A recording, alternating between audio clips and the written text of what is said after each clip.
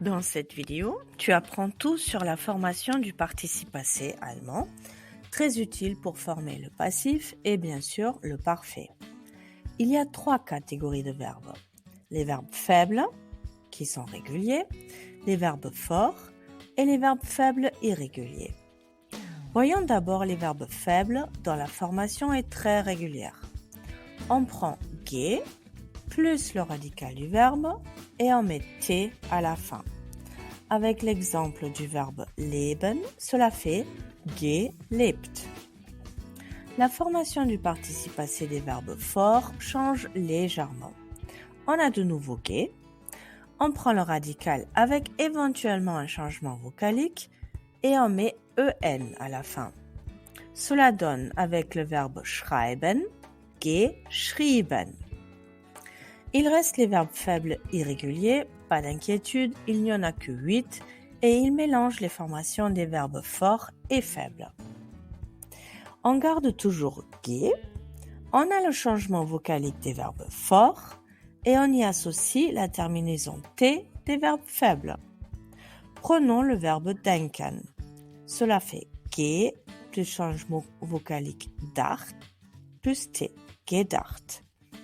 Il y a aussi rennen, senden, brennen, nennen ou alors bringen pour les plus connus. Il y a cependant une catégorie de verbes qui ne prend pas de geh, celle dont la première syllabe est, contrairement à l'accent germanique, inaccentuée. Il y a 2 catégories. Les verbes d'emprunt français qui se terminent par ieren, comme telefonieren, ce qui donne telefoniert. D'ailleurs, ces verbes-là sont toujours faibles. L'autre catégorie est celle des verbes à particules inséparables, comme bezahlen, qui devient bezahlt au participe passé.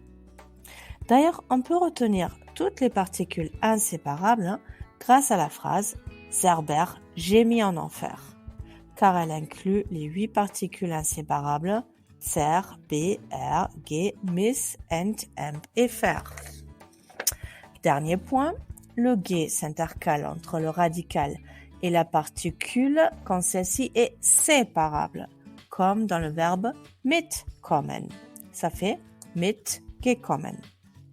Voilà, tu sais absolument tout sur la formation du participe passé en allemand.